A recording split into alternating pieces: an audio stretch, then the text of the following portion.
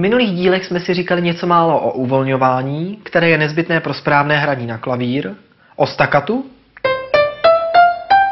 o legátu a o prstokladu při hraní stupnic.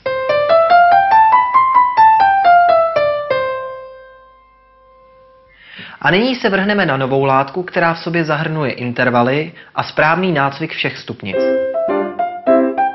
Abyste pochopili stupnice a v pozdější době rozuměli i akordům, musíte znát pojem, který je v hudební terminologii základem. A to je interval. Interval je vzdálenost mezi dvěma tóny. Prima, sekunda, tercie, kvarta, kvinta, sexta, septima a oktáva. Intervaly mohou být také malé, velké, zmenšené a zvětšené. Vše o intervalech najdete na začátku každé učebnice hudební nauky. A nyní vám ukážu několik tipů, jak správně cvičit stupnici. První způsob se nazývá opakovaný. Zahrajete první dva tóny dvakrát, třetí druhý tón, třetí čtvrtý tón i s podkladem, pátý čtvrtý, pátý šestý, sedmý šestý, sedmý osmý. A ve finálním stádiu by tato variace měla vypadat asi takto.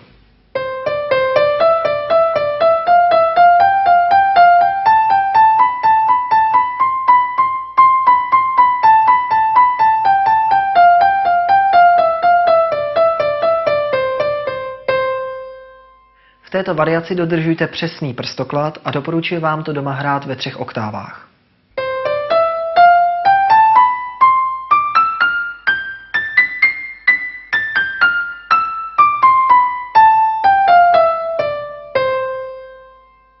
Takto vypadá další variace, se kterou vás teď chci seznámit.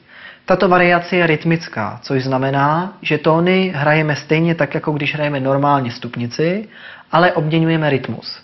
Jak víme, tak stupnice má 8 tónů a když to rozdělíme, tak máme 2x4 tóny. V té čtveřici se právě dějí rytmické změny. První variace je taková, že zahrajete první 2 rychle a druhé 2 pomalu.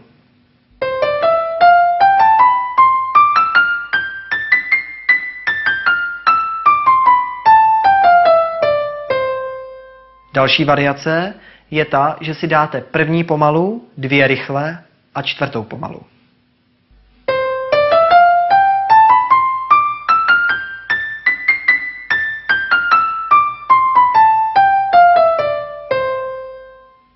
A poslední variace, kterou já osobně doporučuji, protože tak si nejlépe procvičíte podklady, je, že zahrajete první 2 pomalu a druhé 2 rychle.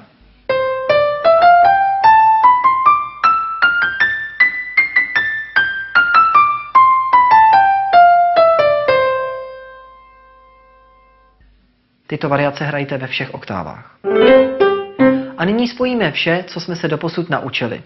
Umíme hrát stupnici C-dur pravou i levou rukou, na variace, legato, staccato, s krásně uvolněným zápěstím, jsme u toho v pohodě, tak pojďme zkusit ve velmi pomalém tempu C-dur oběma rukama dohromady a pozor na prstoklad.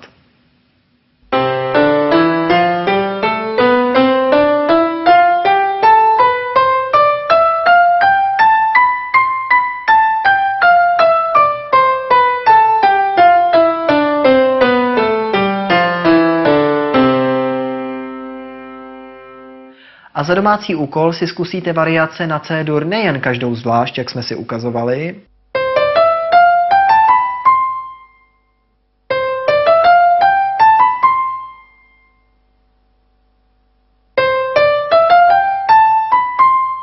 pravou i levou rukou a poté to zkusíte pomaloučku dohromady.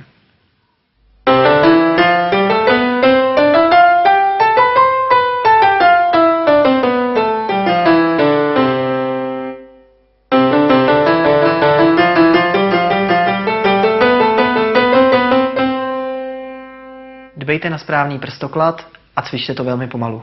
Hodně štěstí.